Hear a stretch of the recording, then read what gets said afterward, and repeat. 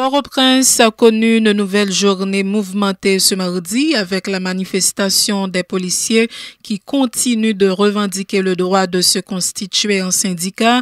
Comme hier, ils ont dressé des barricades enflammées, brisé les pare-brises de véhicules publics et privés, crevé leurs pneus et saisi leurs clés. Les protestataires ont également attaqué plusieurs institutions publiques dont les ministères de la planification, de la justice, des finances et des affaires sociales. Ils ont tiré sur les barrières des ministères des Finances et de la Justice et lancé du gaz lacrymogène sur la cour du ministère de la Planification avant d'y pénétrer et contraindre les employés de rentrer chez eux. Suivez.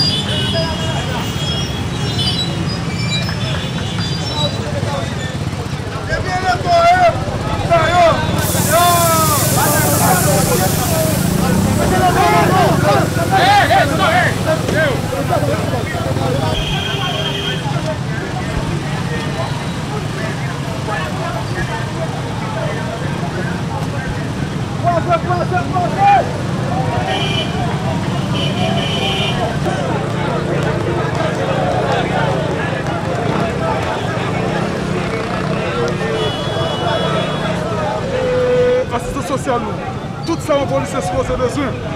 Nous supposons gagner. Et nous disons ça, c'est que nous faisons dans le nous va passer cette situation qui est là, ça a débouché sur l'intervention militaire internationale.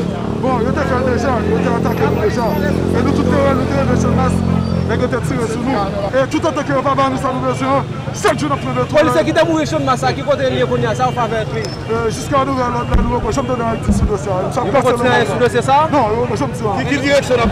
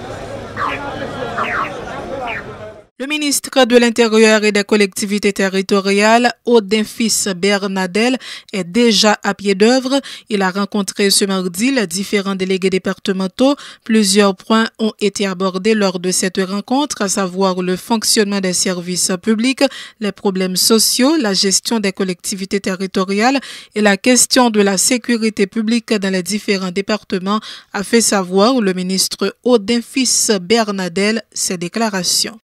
Délégué, nous t'ai parlé avec au matin sur plusieurs points. Mais une là-dedans, une quatre là. Alors, on a énuméré 4 points.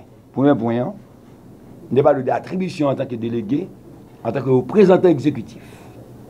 Nous parlé. Et nous dit que vous avez de pouvoir. Et le pouvoir que vous avez, ce n'est pas mon bail, c'est la Constitution de 1987 qui va au pouvoir ça. Puisque c'est le représentant exécutif là, en tant que représentant exécutif, ça veut dire que les yeux exécutifs là, c'est eux-mêmes, en deux départements. Nous débattons tout dans le deuxième point de l'action gouvernementale avec eux.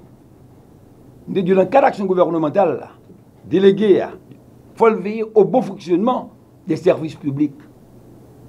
Il faut veiller au bon fonctionnement des services publics. Ça me dit. Au sein du département que vous-même représentez.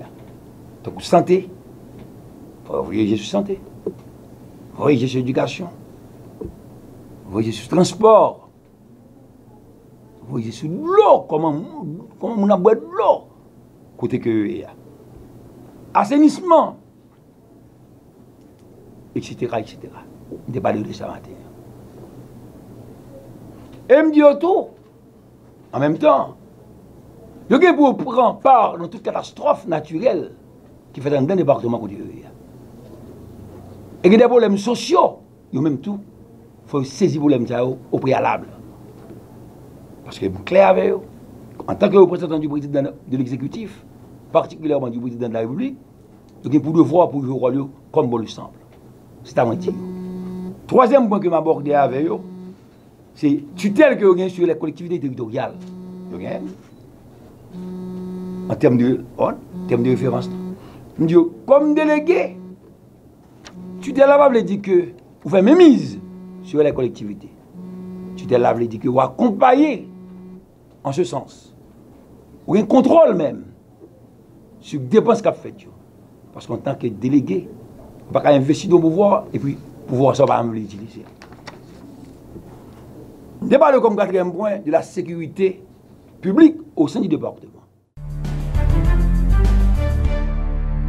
La chef de la délégation de l'Union européenne en Haïti, de concert avec 5 ONG œuvrant dans le pays, a procédé hier au lancement de 5 projets visant à combattre la violence faite aux femmes et aux filles dans le pays, une initiative qui coïncide avec la commémoration de la Journée internationale de la lutte pour les droits des femmes ce 8 mars, financée à hauteur de 2,8 millions d'euros par l'Union européenne. Ces projets visent donc à prévenir et diminuer de manière considérable les violences faites aux femmes et aux filles qui représentent le 5e objectif de développement durable. Plusieurs milliers de personnes sont visées dans le cadre de ces projets. La priorité est accordée au département de l'Artibonite, de l'Ouest et du Nord-Est, selon l'ambassadeur Sylvie Tabès, chef de la délégation de l'UE en Haïti. Je regardais encore aux informations des entrevues qui avaient été faites en France dans les années 70. Ils interviewaient des hommes qui demandaient ce qu'ils pensaient du viol. Et notamment, on avait des hommes dans les années 70 qui répondaient que, bon, en réalité, les femmes, quels étaient le type de femmes qui se faisaient violer, et les hommes des Français qui répondaient, oh bah, ce sont des aguicheuses. C'était ce qu'ils disaient sans aucun scrupule et ça semblait être la norme dans les années 70. Les mêmes questions ont été posées en 2020, dimanche, et là il disait que finalement le viol n'est pas tellement une affaire de femmes, c'est plutôt une question d'hommes. Et que donc c'est pas un profil de femme, c'est plutôt un profil d'homme, et que c'est plutôt ça le problème. Donc on voit quand même les évolutions, elles existent, mais il y a encore du travail, et ça c'est un exemple, parce que ça m'a marqué, je l'ai vu hier dans une émission d'actualité, mais il y a beaucoup d'autres choses comme ça sur les rôles, etc., dont on pourrait parler. Donc ce processus s'inscrit dans la durée. Vous allez être des acteurs essentiels et positifs à ce processus. Merci encore. Je suis vraiment heureuse d'avoir eu cette opportunité d'être avec vous et de voir que vous allez contribuer. Donc, m'a prédit toutes félicitations et moi souhaitez-nous bon travail pour nous, Québec Osfam, Nadjaret, pour Violence Lankaba. Excusez la prononciation. Merci encore. Donc, je sais pas, peut-être qu'on devrait passer alors tout de suite avant les questions à la présentation des projets, ce qui permettra déjà de répondre par avance à certaines des questions que vous avez. Excusez-moi de changer un petit peu l'ordre des interventions. Donc, qui veut commencer? Ces projets seront implémentés par les ONG Christian Aid, Save the Children, Plan International, AVSI et CISS en collaboration avec certaines organisations de la société civile haïtienne. Il s'agira pour les organisations bénéficiaires d'entreprendre des actions pouvant contribuer au changement de ces perceptions et habitudes qui favorisent la violence à l'égard des femmes. Elles doivent également faire des plaidoyers auprès des instances concernées en vue d'améliorer le système de protection des femmes et des filles ainsi que les services de prise en charge des femmes victimes de violences. Écoutez en ce sens les précisions de plusieurs porteurs de ces projets. Notre projet s'inscrit dans l'objectif global de contribuer au renforcement des organisations de la société civile en tant qu'acteurs clés de la gouvernance et du développement dans leurs activités de défense et de protection des droits des femmes et des filles en Haïti. Et plus spécifiquement, plus précisément, l'objectif spécifique de notre projet est que la violence à l'égard des femmes et des filles en Haïti diminue grâce à l'amélioration du système de protection, à la promotion des droits des femmes et filles et aux normes politiques et pratiques des droits humains. Nous allons travailler dans 5 départements, le département du Nord, de l'Ouest, Sud-Est, Nord-Est et le Centre, et dans 16 zones qui sont listées ici par département. Et comme groupe cible, nous visons à atteindre 3000 femmes et filles survivantes de la violence faite aux femmes, 120 membres du personnel médical et 100 membres du personnel judiciaire qui seront formés. Bon, comme vous le savez, les violences faites aux femmes et aux filles ne peuvent être considérées de manière isolée, c'est-à-dire que ça doit passer par une approche globale. Et Plan et AFASDA propose à travers ce projet de contribuer au renforcement de des sociétés civiles en Haïti en tant qu'acteurs clés dans la prévention et la lutte contre les violences faites aux femmes et aux filles. Donc, nous vous proposons 3 effets qui sont les 3 principaux résultats de ce projet. Premièrement, les OSC proposent des services d'assistance améliorés aux filles et aux jeunes femmes survivantes de ces violences sexuelles basées sur le genre. Les responsables de l'ONG Fit the Future ont présenté ce mardi les résultats des travaux réalisés dans le cadre du projet d'appui à la recherche et au développement agricole. Une cérémonie a été organisée en ce sens à l'hôtel Caribé à Pétionville. Un total de 7 projets de recherche ont été développés dans le cadre de l'AREA, informe Leman Velva, l'un des responsables de ce projet. L'activité, ça, c'est une conférence internationale sur recherche agricole et innovation que nous avons organisé pendant 2 jours, jeudi avec demain. Et nous faisons activité ça dans 3 objectifs. Premièrement, pour nous présenter les résultats, travail, projet ça qui est appui à la recherche et au développement agricole AREA a été fait pendant 5 dernières années. AREA, c'est un projet qui est financé par USAID, mais c'est l'Université Floride en collaboration avec 2 autres universités américaines qui ont exécuté le projet en Haïti. Donc, dans le cadre du projet, nous avons développé 7 programmes de recherche et ces 7 programmes de recherche aujourd'hui nous mènent dans le Caribé pour présenter les résultats au public. L'un dit public, ce n'est pas tout le monde qui est là. L'homme dit public, c'est public agricole. Public, monde qui est intéressé à secteur agricole, monde qui connaît que la recherche est importante pour porter l'innovation et pour capable développer ce secteur-là. Donc tout ça que nous produisons comme résultat pendant 5 dernières années, nous venons là avec eux pour nous présenter et puis tout pour nous exposer. Si vous visitez l'exposition, on va gagner des technologies, on va gagner un séchoir solaire que les techniciens nous mettent en place pour sécher grains, on va gagner kit qui explique comment pour laver les mains, très important pour l'industrie alimentaire par exemple. On va gagner un instrument pour mesurer la croissance plante, etc. On va gagner une variété de poids que nous développons dans le cadre du projet. Donc c'est tout ça nous exposer pendant ces 2 jours. Et vous parlez de USAID qui finance ce projet à quelle hauteur? À hauteur de 13,7 millions de dollars sur 5 ans. Donc l'homme dit chiffre ça, il y a un peu de monde qui dit oh un peu de l'argent. Mais je dis tout nous avons un programme de bourse par exemple. Dans le cadre du projet ça, nous formons 25 étudiants qui sont à l'États-Unis en formation. Chaque grain d'étudiant ça a coûté projet à 80 000 dollars sur les 2 ans. Donc 80 000 par 25 ça vaut 2 millions de dollars seulement pour le programme bourse là.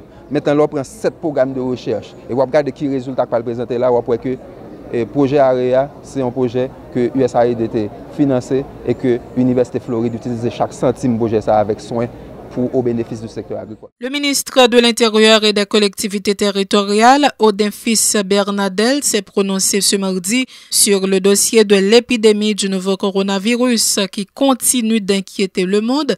Il a assuré que les autorités haïtiennes vont continuer à prendre des mesures préventives en vue d'empêcher l'introduction de la maladie dans le pays.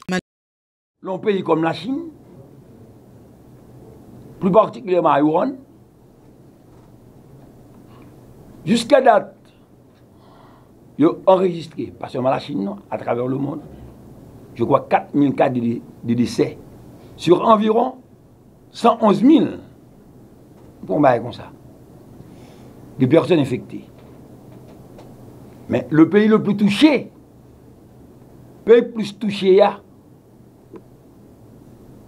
c'est la Chine. Et derrière la Chine, ou une Italie. Pays qui, en relation plus avec nous, donc la France, enregistré jusqu'à présent, selon toutes données officielles, 30 morts sur 1492 cas enregistrés. Les États-Unis ont enregistré 19 morts sur 400 contaminations. La République dominicaine, plus particulièrement, nous sommes un pays avec la République dominicaine qui partage même l'île là. Il a enregistré 4 à 5 cas de contamination. Ça veut dire quoi? Nous-mêmes en Haïti, nous avons prendre des dispositions en ce sens. Nous sommes un pays pauvre, par rapport à tout pays sur une cité là, économiquement pauvre, mais nous obligés de prendre des mesures préventives. Parce que, à l'heure actuelle, le coronavirus n'est pas seulement une épidémie, c'est une pandémie. Même si je ne vais pas le dire. Ça veut dire que ça a répandu au fur et à mesure à travers différents pays. Et bien nous-mêmes, n'importe quoi que nous gagnons, seulement il n'y a pas oublié que nous avons pile pays, nous avons pile monde qui vivent en promiscuité. Ça veut dire que on a qu'à faire sur nous. Le ministre de l'Éducation nationale et de la formation professionnelle, Pierre-Josué Agenor-Cadet, a procédé ce mardi à l'installation du nouveau secrétaire d'État à l'alphabétisation. Il s'agit d'Hervé Saint-Ilus qui remplace à ce poste Émile Brutus, qui est en dehors du pays depuis un certain temps pour des raisons de santé. Le ministre de l'Éducation nationale dit espérer qu'Hervé Saint-Ilus va se mettre au travail afin de parvenir à la modernisation de la SEA. Ces déclarations. Le secrétaire d'État nous parle pour nous tout bienvenue parce que nous sommes déjà dans la CAO, c'est ça Peggy Doula qui est directeur exécutif ici. Nous avons salué le coordonnateur de la commission qui est là. C'est un grand plaisir pour nous aujourd'hui, pour nous trouver nous ici, une nouvelle fois, pour nous, dans nos présidents Jovenel Moïse et le Premier ministre Jude Joseph, pour nous procéder à l'installation un vrai garçon que tout le pays connaît. Et nous voulons parler de Hervé Saint-Ilus. Et qui moun dans le pays d'Haïti ou dans le pays de l'autre bord de l'eau qui pour tout pas connaît garçon ça, qui c'est un militant politique pendant longtemps, qui a bataille en pile pour changement dans le pays d'Haïti et qui va le faire preuve du tout pour montrer que tout le ça t'a bataille pour yo, qu'il est capable de mettre en application. En premier lieu, Nous avons saisi l'occasion pour nous remercier en absence du secrétaire d'État alphabétisation Émile Brutus qui trouvait pendant notre parlé là dans un pays étranger. Nous avons salué tout cadre alphabétisation qui te travaille avec elle pour te faire un pile bagaille. Malheureusement, pendant longtemps, le secrétaire d'État ont gens abandonné, t'es maltraité, t'es un problème de gouvernance. Et c'est ça que fait que nous viennent former une commission de 3 personnes pour te venir prendre la relève, pour te venir encadrer, travailler avec cadre qui est en dedans ici. Nous connaissons ici un pile cadre compétent, cadre qualifié. Et nous pensons que le nouveau secrétaire d'État va mettre toute fougue, toute compétence, toute énergie l'embranle pour le travail avec cadre Sayo, pour lever tout défi qui est pour lever dans le domaine alphabétisation. Côté Jodia, nous faisons un gros travail déjà sous affaires éducation non formelle. L'autre fois encore, nous avons dit un gros merci à la commission pour le travail fait dans quelques jours ici. Selon Hervé Saint-Ilus, des efforts ont été consentis en vue d'alphabétiser ceux qui en ont besoin. Toutefois, il croit que beaucoup reste à faire. En ce sens, il estime nécessaire d'élaborer une politique publique autour de cette question qui s'échelonnera sur les 20 prochaines années. Conscient de nombreux défis qui l'attendent, Hervé Saint-Ilus appelle les autorités compétentes, notamment le ministère de l'Éducation nationale, à mettre à sa disposition les moyens nécessaires afin qu'il puisse mener à bien sa mission. Développement ressources humaines et renforcement capacité femmes et garçons dans le pays, c'est priorité gouvernement actuel.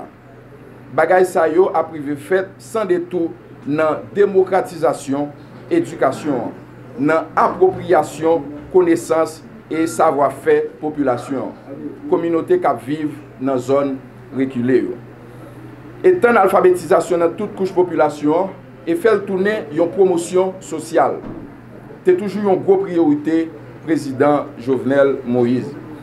Depuis 1960 pour arriver aujourd'hui, Haïti mettait en place plusieurs stratégies pour croiser l'analphabétisme. Mais nous n'avons pas de temps pour nous parler de yo. Haïti montrait volonté pour promouvoir l'alphabétisation. L'été mettait sous pied plusieurs campagnes alpha. Présence nous aujourd'hui ici à BAM, courage. Il montrer nous prêts pour supporter le travail ça.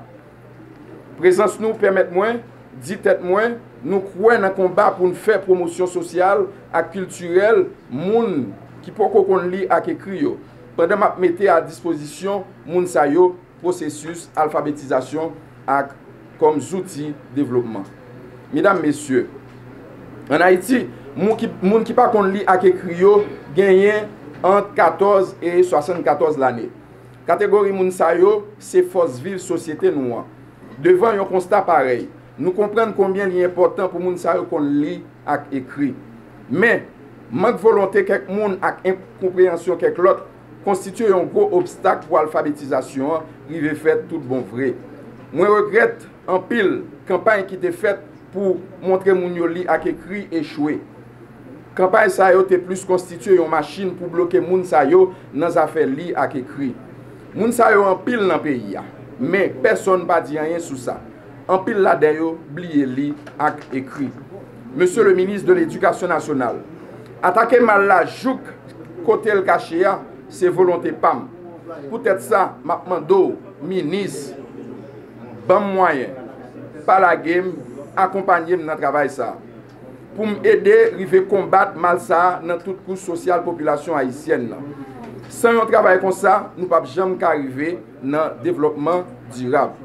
Dans le pays, les gens toujours croient. Depuis qu'on lit lettres alphabet, avec signes représentés non bio, qu'on lit. Et puis on finit. Même quoi, ce n'est pas vrai.